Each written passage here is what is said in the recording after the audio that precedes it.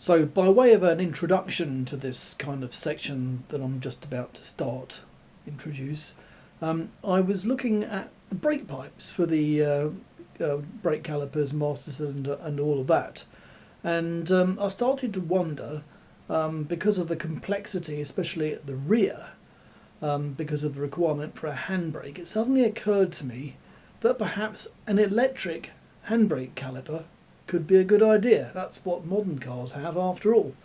And so I obtained a couple of electric handbrake calipers, and I just bought them on spec really cheap. I think they were 40 quid or something, and just had a look at how they might be used. So I've got my electric calipers, and here they are. This is just a normal one for reference, and these are the electric ones with the motor which works the handbrake. So if you can imagine this not being here, comparing that with that is pretty similar. I think it is heavier, to be fair, but hopefully when you negate the need for the handbrake cable and all of that, it will work out. So I've been looking more at this electric rear brake caliper idea, and in fact I've taken off the rear caliper, which is here, and that's the bracket that I made, you might remember, to fit it onto the back axle here, which is from an MGC, but same pretty much as an MGB. Anyway, this is the mechanical handbrake mechanism, and this one is the equivalent with an electric handbrake. I should turn that one around really. The hydraulic cylinder in each case is very similar size actually, so that's not the issue. The brake pad also is a very similar size. It's just this extra bulk out of the back. The brake caliper holder on the Vauxhall one is much shallower than this one. So that's a Vauxhall one, this is a VW group one. Now there's no fundamental reason why that should be the case. It's to do with the makeup of the suspension, I suspect. But nevertheless, it looks, it could possibly feasibly go on. Possibly go on quite nicely. So the bracket, mounting bracket, as I mentioned, is quite different, but there's no fundamental difference. I can fit this, so this is my mounting bracket, which goes like this, and obviously I can make another one which would actually be smaller, something like that. So I shall just have to look into it and decide whether this is a good way to go. Now, this is interesting. So I'm considering further using this electric handbrake caliper, and I can just about get it in there with the electric mechanism very close to, but not actually touching, the moulding for the rear seat. Or the cable is a little bit close, but that can probably be readjusted. And of course it looks very close to everything, but of course the caliper goes up and down with these suspension arms, so that should be okay. Right, so I've just tried in the other brake caliper, and again, bearing in mind that as this goes up, so these go up and down. Well, that's got loads of clearance, and it even has the advantage of having the bleed nipple upwards, so you can have normal brake bleeding capability. This is a bit of a revelation actually. It's got loads of clearance, definitely. So it's just a question of a different mounting bracket. I mean, there's just a chance that as the suspension goes up and down, of course these arms go in a slight arc, so it will tend to go like that a little bit. But will it go enough to cause a problem between the caliper and the back of the seat moulding? I seriously doubt that. I mean, it's sat on axle stands at the moment, so it's on sort of neutral position. And a full bump is unlikely to be more than, I don't know, well, there's the bump stop. So it's not going to go any higher than that under any circumstances. So this arm, considering how long it is, it's going to move in maybe, I don't know, hard to visualise it, half an inch maybe. And there's more than half an inch of clearance there. And if it did, this is the seat moulding, the rear seat, if it did touch it very slightly, I could just take a little piece out. So it's often the case when fiddling around these things, it's actually quite hard to hold things in position while you're fiddling. And one of the things that is the case here with this brake disc actually holds the brake caliper on quite almost in the right position. I need two hands, everything needs to be held at the same time. It's really quite difficult. But in principle, what we are talking about is, rather than this extension as it were down here, it's an extension over here instead. The question is how big. It doesn't have to be very big, to be honest, because if you look down here, it's almost touching the hub.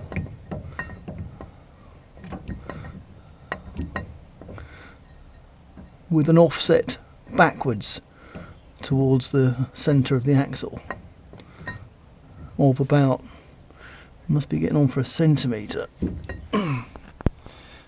which funnily enough isn't much different from what this is anyway. It's getting on for a centimetre thick. So if you can envisage this thing bolted on with a kind of bulge out here, that could be the way to go.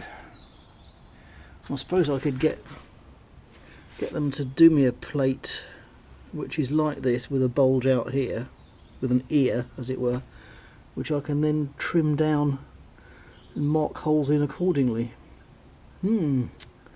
Interesting. And so this is the Vauxhall caliper, and my mounting bracket hangs it underneath the wheel in a rather unconventional location. So anyway, this thing fits the axle, and it's based on the pattern of the original drum backplate, of course. But to fit the new caliper, the VW caliper, it will be a much more conventional location like that, and obviously the mounting bracket is no use, so I need to remake this from scratch. And I know from experience that having these things made accurately can be a bit challenging without proper prototyping measurements and things if somebody else is doing the work. So I did a lot of work here, and as you see, it's rather a complicated drawing. Actually, just so you understand, this shape here, kind of almost a figure eight thing, is the inside of the rear axle flange. So you're looking at it kind of from this side normally, but this is the other side with the differential behind it. And my new bracket, I reckon, needs to be this shape. It actually needs to lean the caliper slightly downhill because it's slightly asymmetric because of the electronic part, with the electric handbrake part. So it needs to sit at this kind of angle. because of the difficulty in drawing all of that, I decided to make this arrangement, which I intend to be a drilling template. So these 4 holes here are for the axle, and this centre point of course isn't available normally because it's got a big round tube made of axle in the middle of it, so I've had to work out where it is, and then using that same axle location I have a sort of triangular relationship between the mounting plates or holes for the caliper, and it has to be centered on the axle of course, so it ends up like this. Now what I've got to do now, having kind of eyed it up really, is to check whether this is correct or not. So my estimation was that this mounting lug here is about an inch forward from the nearest mounting hole, which is this one on the axle. So that's what I need to check is correct, and it's not some other figure. So about an inch, 25 millimeters, and hopefully that should mean the caliper is kind of in enough to the disc without touching the inside edge, and also that the up and down relationship between the electric motor and the forward facing trailing arms is enough for it to actually fit in there. So that's pretty complicated stuff, I think, and that's what I need to confirm before I have them make anything based on this. At the moment I can still change it by moving the distance between here and here. I can change that at the moment, and that will change the whole position of the caliper with respect to the mounting face. So hey ho, let's see. One of the problems here is I can't even see the holes, but I've marked it by feel really. That's the centre of one hole, which is in here, and this is the centre of the other hole, which is in here. So I need to find the spacing between here and here that seems to make a comfortable separation at the edge of the disc. Now I really am not going to be able to do that with you watching, so back in a moment.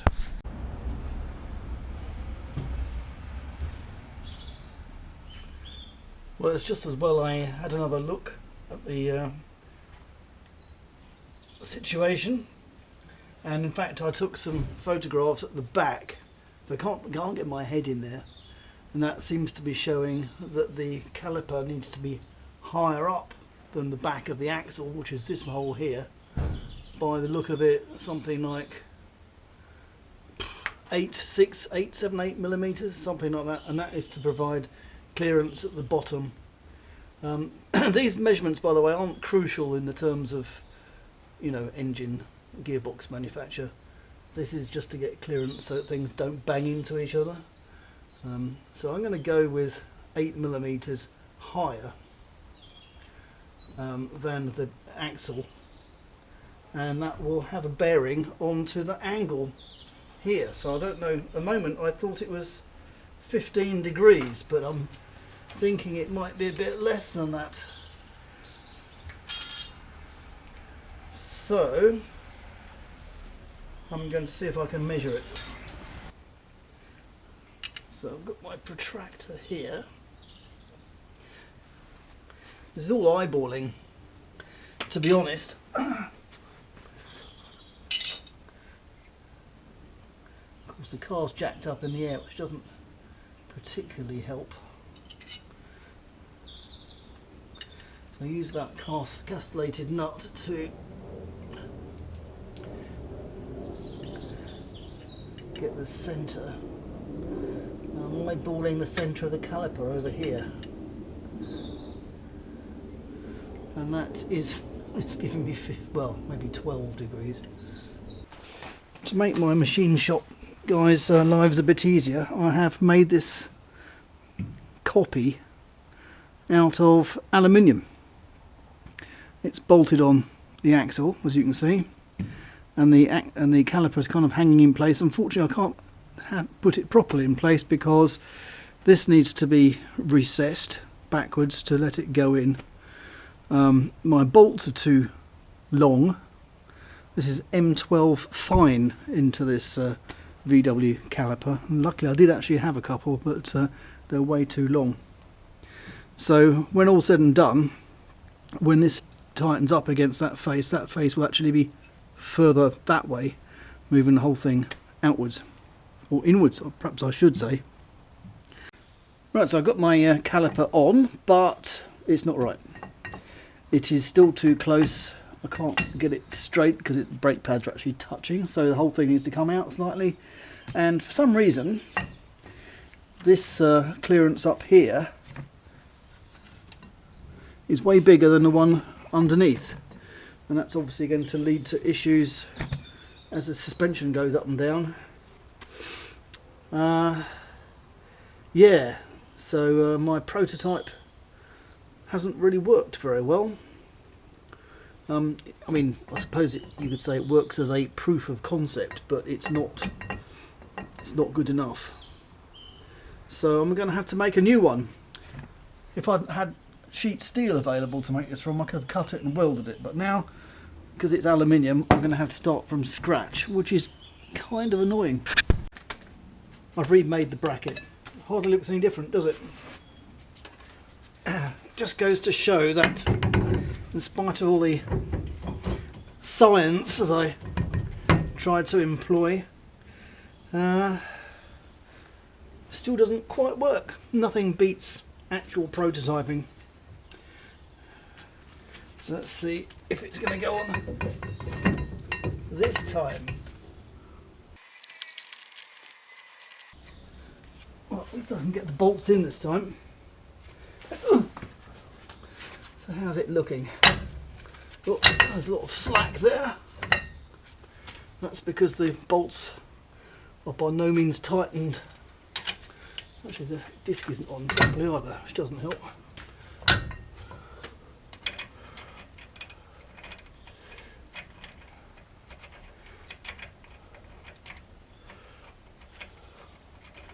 Come on. Yeah. Right.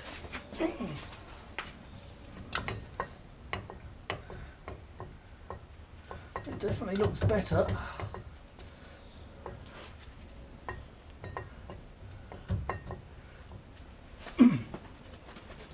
Now, is my stack of washers correct or not?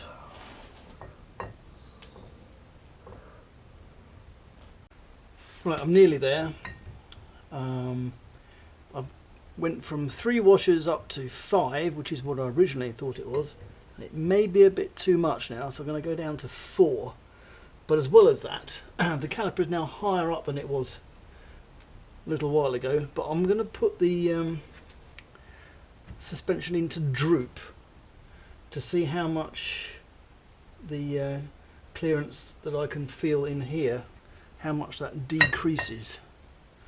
So that will be interesting.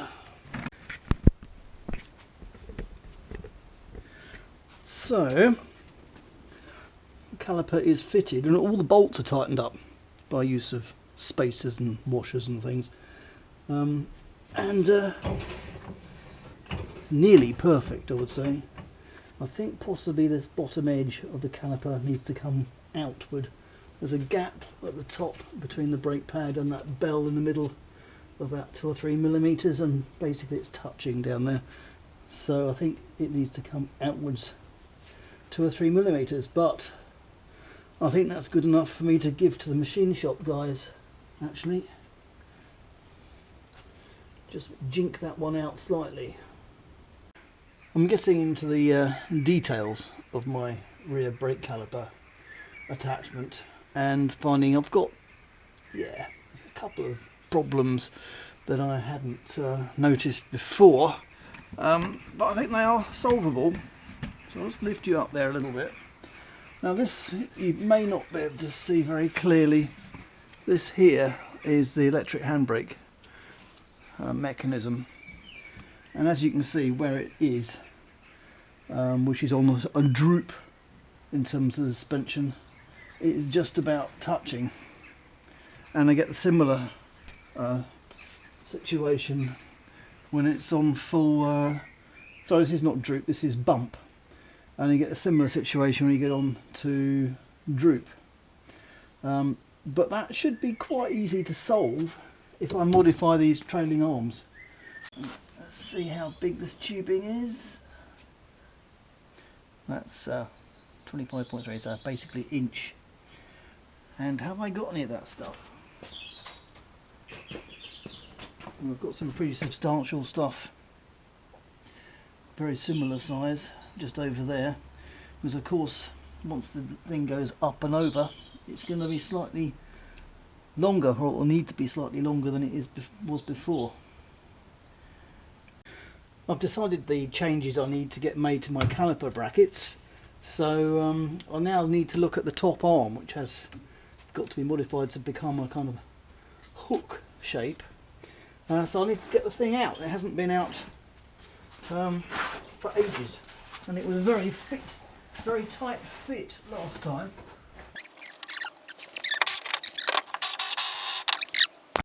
Okay, that came out much more easily than I expected, so that's good. It was out before, but anyway, so there's no bolts in the upper arm anymore, but I anticipate that they're going to be troublesome to get out. What I'm trying to do is avoid having to take the whole axle off in order to get this arm out, but yes, I'm not sure if that's going to be possible. Of course I could cut it in half, which is kind of what I'm going to do anyway. Seems a bit destructive to cut it in half to get it out, doesn't it?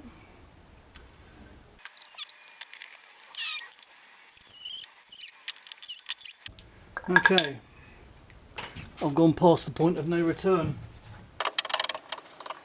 and as I remembered, it's a tight fit in there, and that can't be right actually. It needs to be a nice easy rotational type of movement. Right, after a bit of a struggle I got it out. I did replace the bushes in these a long while ago now, hence the copper grease.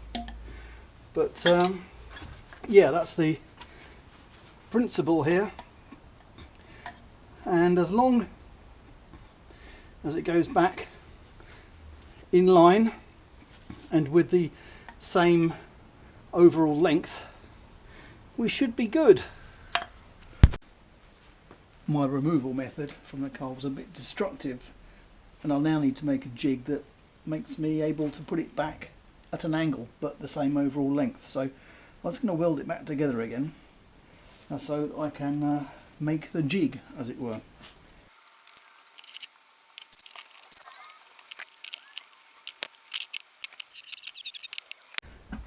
So I think I'll rely on the cotton reel type things at the end to maintain the alignment on this plate here. It's not ultra crucial that it's in line, but it might as well be, so that's what I'll do, I think.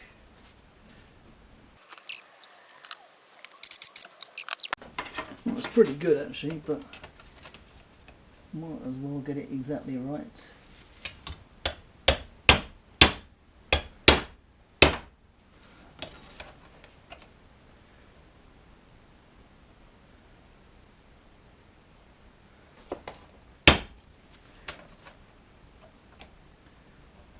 Yeah, that'll do. Okay, so put the tack on the other side.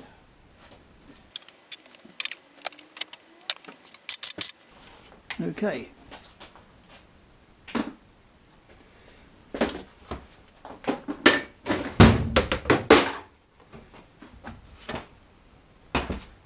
And having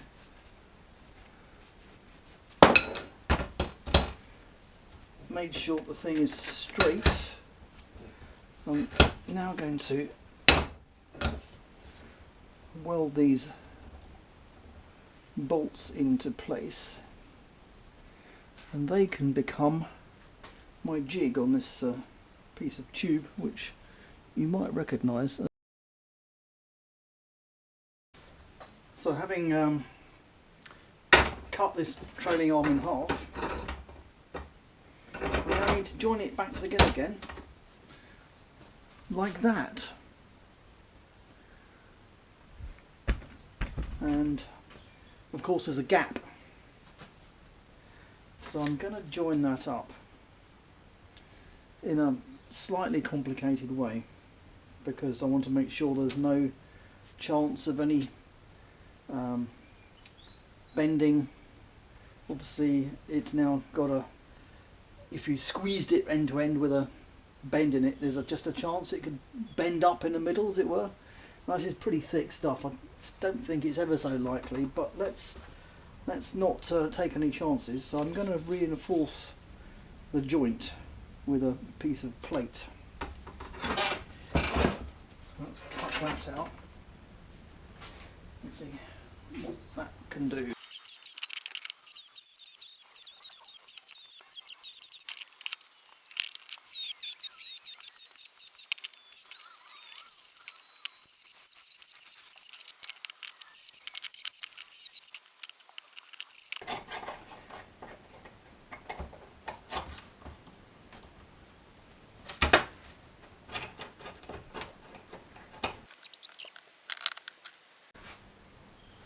So clearly I'm trying to make a suspension arm with a kink in it, but unfortunately I haven't got either the caliper or my temporary brackets for mounting it, so it's difficult for me to work out exactly how much of a kink there should be.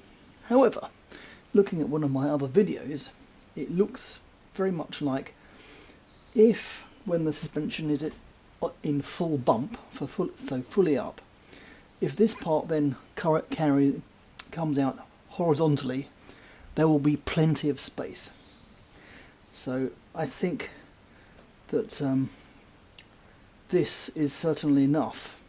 Now the only question is whether it's too much, but I can't actually test it, so I need to fix it together. Obviously this plate here needs to be reinforced, but that will come out shortly. So I think what I'll do is I'll weld that together and offer it up to the car. And now to offer it up. Right, so here is the prospect. Oh, you are flashing, okay. So I won't actually fit the thing fully because there's some issues to solve about actually getting it in the slot over there, so I'll just offer it up to the bolt holes. Now clearly that's fine. So what I need to do now is jack the axle up to full bump and see how it looks. Okay, so lining up the bolt holes.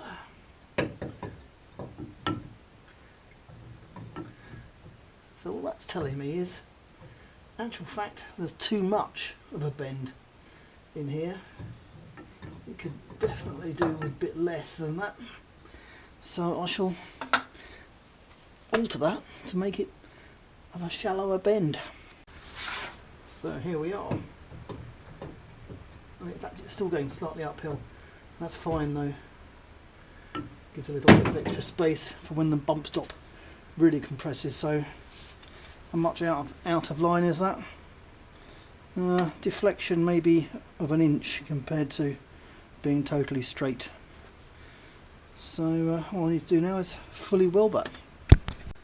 And there it is, fully welded, same length. So I've had my caliper brackets remade with a slightly, excuse me, I'm just tripping over my spare wheel here, a slightly different position.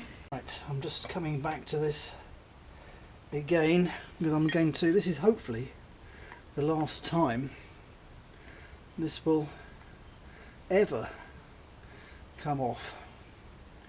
So I'm taking a moment to put a layer of grease in between the mating surfaces, which will help prevent any rust getting in between the different parts.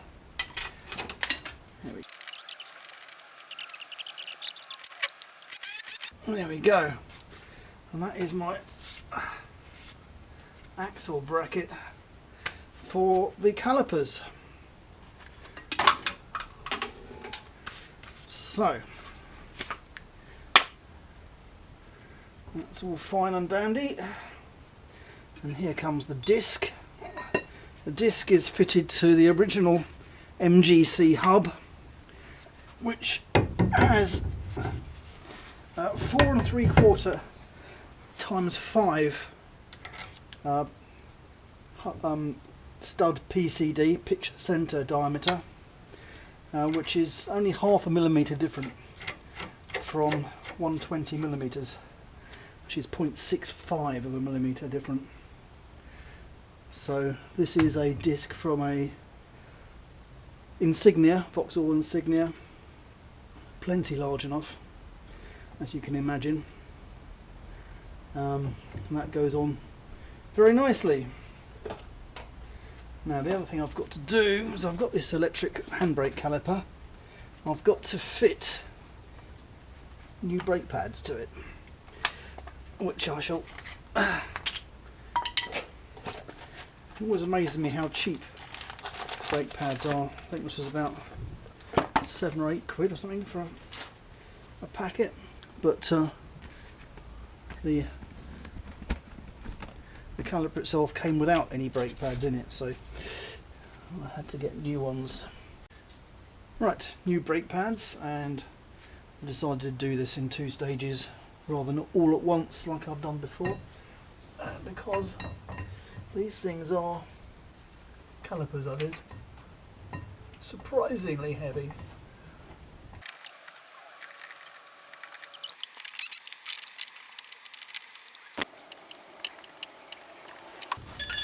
And there we are, fitted, and there's loads of clearance for the caliper body because I've modified the top arm. I've also increased the spacing at the bottom from what it was, so we should be fine on full droop and full bump. Brilliant. And we have an electric handbrake. Now you might be wondering about whether there's some clearance problems with the back of the seat moulding here.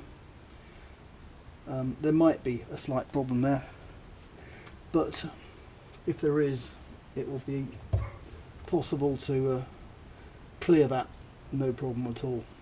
And that's with the brand new brake pads. In fact, they're not even wound in enough to actually use. So yeah, that is a fully fitted VW Tiguan, actually, dare say fitted to other things like Passats and so on.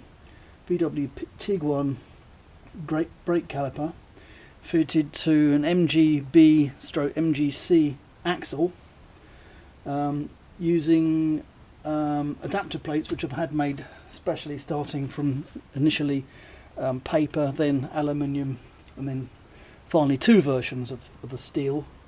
And it looks, from a clearance point of view, it looks absolutely spiffing, and I'm feeling the outer edge of the disc, which is just proud of where the brake pads are, which is exactly what you need. And there we have it. I shall just quickly do the other side. Right, I've done the other side, so just a question of putting the wheel on, which by the way is a 15-inch wheel. So the Gilbern wheel is obviously designed to fit the MGC hub. The MGC hub is the same as an MGB hub, albeit 5 bolts. And I believe there was the option of a wire wheel. In fact, I think some Gilberns actually had wire wheels. I don't know the dimensions of those, and I don't know the dimensions of MGB wheels either, but I will nevertheless note that this is a 15-inch. So anything smaller may be different. And on it goes. And one thing I also mention, as you might have noticed the spacers and so on, the studs on this have been extended, and what I discovered was that the MGC, the actual hub itself, is just the right size to accept metric wheel studs from a Ford Escort, which you can get in various different lengths. So it just so happened I already had these in stock from a previous project. They are longer, which means that the spacer is not a problem. That's clearly the thickness of the spacer and the disc, which is now fixed on externally, would probably be too much for the original Imperial MGC wheel studs. But they're an easy swap. So important to remember, metric Mark II Escort wheel studs, extended. I think these are 1.5 inches. Anyway, here it goes. And matching nuts, of course. And there we have it. Visually, the wheel could be a little bit smaller. Looks like I can get my fingers in here. It might possibly accept 14-inch wheels. Anything smaller than that would be impossible. But you're on your own with that. Anyway, yeah, 15-inch. These are original 50-year-old alloys. Obviously they've been reconditioned. And they are one of the nicest aspects of the Gilbern product, if you like. Got a bit dusty. So here we are. And obviously the plumbing and that is now going to be required to make it work. But the important thing is that the handbrake is now taken care of, which is a lot less effort. It seems very possible that the calipers, although they are electric, other VW Audi brake calipers with a manual handbrake would also go on the same bracket, because they didn't change the spacing between the mounting holes when they went electric. So it's convenient for me to have an electric handbrake. If you're doing this on an MG, then you may well prefer to retain a manual handbrake. But the approach of fitting these is just the same, or would be just the same. Just a little addendum here, because I didn't show very clearly what the adapters actually look like. So here is my Mark I adapter, which places the caliper under the disc, which I used initially.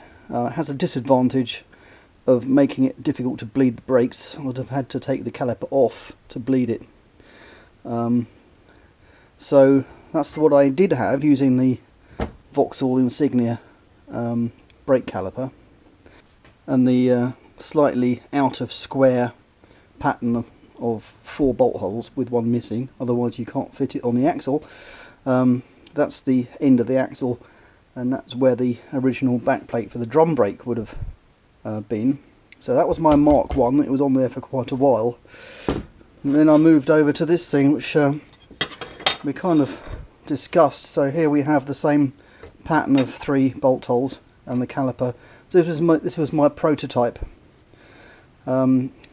fitting on, and that resulted in my Mark II, which I had made up by my local machine shop. In fact, I didn't use this one in the end because 2 problems. They threaded the wrong part, and also I needed to move the holes. So the Mark III, which is actually fitted to the car, and unfortunately I'm not prepared to take it off the car to show you clearly. It is very similar to this, but the bolt holes have moved up slightly.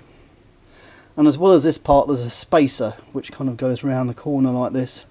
Again, it's already fitted to the car, so I'm not going to take it off to show you, but there's a spacer that pushes the whole thing back slightly towards the centre of the axle, and this goes on, and it's actually threaded here, here and here with the same thread as the original backplate, because there's not any further room behind this to be to put a nut in it. Yeah, so Mark 1, Mark 2.0 or something, 2.1 and 2.2, which is almost exactly the same as this, is fitted to the car, and there is a spacer which pushes the whole thing backwards slightly so that the Vauxhall insignia disc is just in the right place when it's made of 10mm plate, as indeed this one. Couldn't have worked out better, really. I'd almost forgotten what a pretty car it is.